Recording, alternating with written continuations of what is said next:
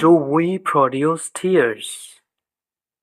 In the time of extreme happiness or sadness, or when we are being hurt, right? যখন আমরা অনেক বেশি আনন্দিত হই, আমরা কিন্তু কান্না করে দেই, যেটাকে বাংলায় বলে আনন্দ অশ্রু।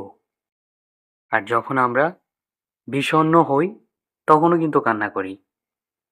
দুটোর প্রকাশ ভঙ্গি কিন্তু এক না। আজকে আমরা শিখব বিভিন্ন ধরনের কান্না। আমরা কি সব কান্নাকে ক্রাই বলে চালিয়ে দিতে পারবো? অবশ্যই না। একেকটার একেক নাম। চলেন দেখি। আমরা যখন দুঃখ পেয়ে কান্না করি, তখন ক্রাই ব্যবহৃত হয়। For example, I couldn't stop crying for you. যখন ফপিয়ে ফপিয়ে কান্নার সুরে কিছু বলা হয়, তখন সেটাকে সব বলে। For example, I hate him, she sobbed.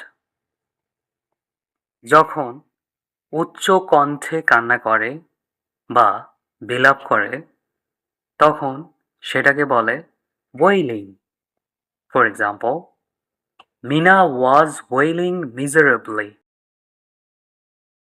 অনেক সময় হয় না, কান্না করতে করতে নাক দিয়ে কান্নাটা বেশি আসে, যেটাকে আরেকভাবে বললে ঘ্যান ঘ্যান করিয়া কাঁদা। সেক্ষেত্রে ব্যবহৃত হবে whimper.